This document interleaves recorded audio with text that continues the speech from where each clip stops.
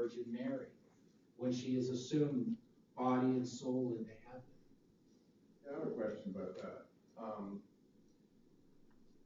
Why did it take so long for that to become a dogma if it's always been true in the past? Because people challenge.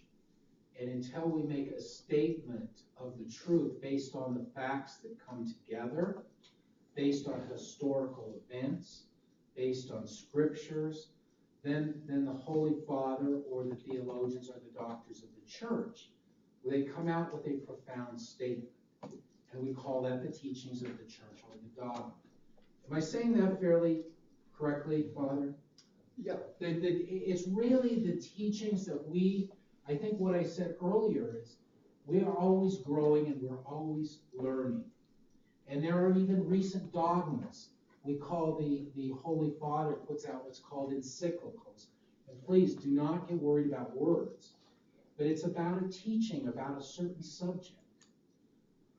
And I think sometimes it takes time to really make sure we are accurate and we're truthful and we're faithful in what we put out. So the church doesn't have to come back and retract and say, oh, look, we made a mistake, we put the wrong teachings out. So maybe it's just, okay, I have a Please. You know, the dogma of the Assumption was also made at a late time or early in our time.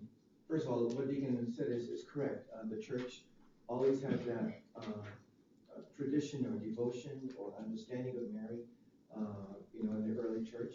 But it was proclaimed as a dogma right after World War II, where the Pope realized the atrocities that were committed during that war, the horrors of war. And so he wanted to make the point by proclaiming that dogma of Mary as assumed to have body and soul, to make a point, again, what Deacon was trying to say also about ourselves, that we also are, even in all this atrocity that happens in our life and in our world, that we are sacred, body and soul. We are people whom God has loved, and one also wants to bring us body and soul. That war is not the destruction of all that.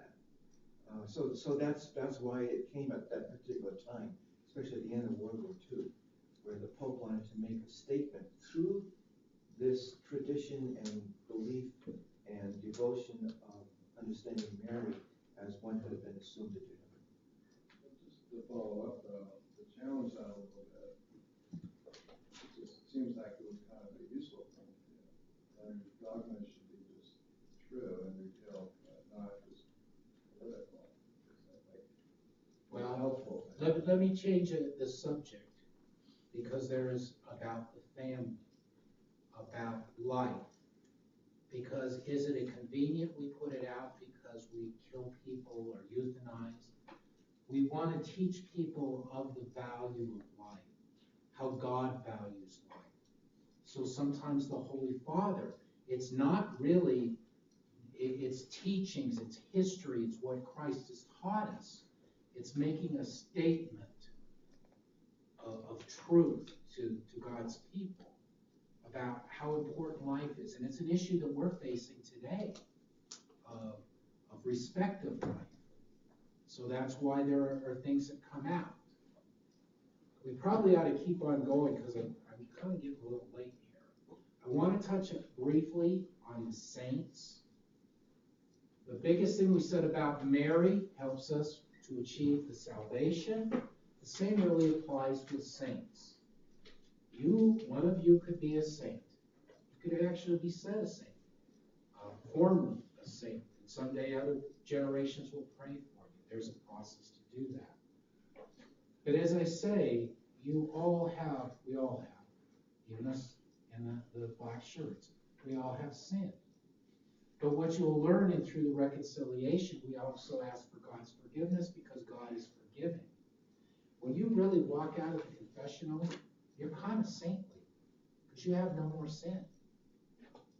And God calls us to lead this life towards the heavenly Father, to the kingdom of heaven. That is your role in life, is to get to heaven. Eternal life that doesn't end. gives us these saints, not that they're heroes or superpowers. There are children that have become saints because they followed God.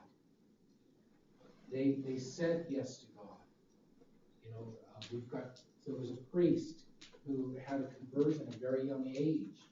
You have Mother Teresa. You have several, Teresa Little Flower. These are young people, but they followed God. And that's really what a saint is to us, is somebody who models for us, that we can follow that image. You know how people follow sports characters anymore. It's not a good thing to do with drugs and everything else. But it is somebody that is set aside based on their virtuous acts. That's the point of the saints. They help us achieve being holy. Another way of saying holiness is righteousness. And they're the ones who help us do that. They help, and we can pray to them. We can ask for their help. Always we should ask Jesus. But they can help us achieve that. His loving mother, her love, her compassion, her caring as a mother. She's mother of heaven and of earth. She's the queen of heaven, but she still is our mother on this earth. And she's there to help us go to her Son in the heavenly kingdom. That's really what this is all about. They talk about a devotion to the rosary. The rosary could take a whole class in itself. And it starts with what we believe by the creed. And we can say the luminous, the joyful, the glorious mysteries. A great way to learn the rosary is a little book. And it's just called a scriptural rosary. And it talks about it. It helps you to visualize what's going on when you say Hail Mary. And it's like the decades start with an Our Father. But it helps to visualize until you get an idea in your head what's going on. It talks about Mary's Assumption. It talks about the crucifixion. It talks about the passion of Christ. It's just a little teeny book. But it talks about those different rosaries and how Mary can help us to see her Son clear. I think the biggest thing that we wanted to get out of the class is, one, that Mary is the mother of God. You have to understand that in your faith. Because when you go to Mass, we recognize that. It is in our creed. It talks about Christ and how Christ was conceived and all these different things. That's why it's important. She is the mother of God. She was born without sin because she is the vessel that Jesus is carrying. And she remained a virgin throughout her entire life. And so no one could corrupt her body. It could do anything. She is assumed into heaven and is with her Son and the Father. And I think those are the key points of this.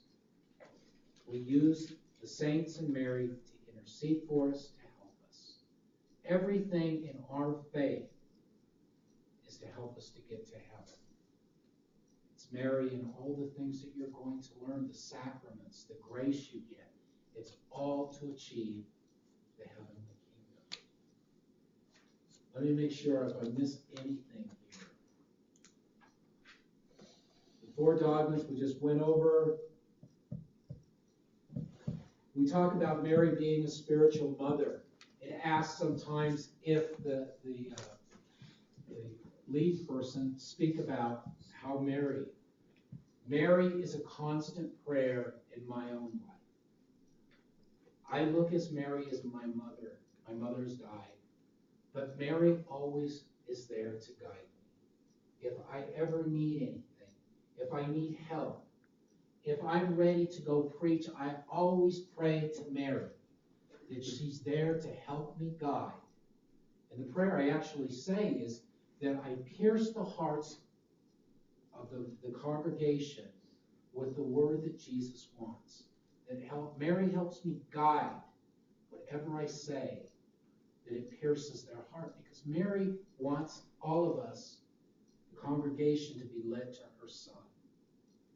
Mary plays a huge role, that compassionate mother, that loving mother, the mother that forgives us when we really kind of screw up too. She's the mother, heaven and earth. And you get used to it. I mean, it's like your best friend you turn to sometimes. Mary is that person. And then I have particular saints, and you learn in baptism, and you learn in confirmation. Who my saint is because it's the saint on my birthday. But other saints that I really focus on is St. Francis.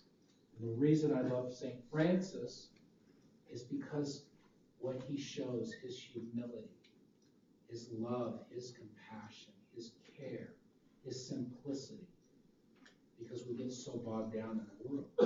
And I pray to St. Francis as well. So it's a little bit of the saints. There's other ones out there as well. But Mary and St. Francis are my primary two. That I ask to help always intercede. And as you grow, you'll learn there's other saints you can pray to. St. Anthony when you lose things. That St. Anthony helps you find those important items. I want to ask, is there any questions I can answer first before we close? Yeah, oh, thank you. Mary is so important in the life of Jesus to achieving salvation. You know, Jesus performs miracles. And the very first miracle is with his mother at Cana, at the wedding feast. And his mother says, do what he says, what he tells you. And those are words that you hear a lot in the church now, is do what God tells you. God is always speaking to us in our hearts, to guide us. He loves us so much. He wants us to be with him. And that's where his mother said, do what he says, do what he tells you. Follow him. And that first miracle was with his mother, in the presence of many. So is Mary divine? No, she's not considered divine. Her son is divine.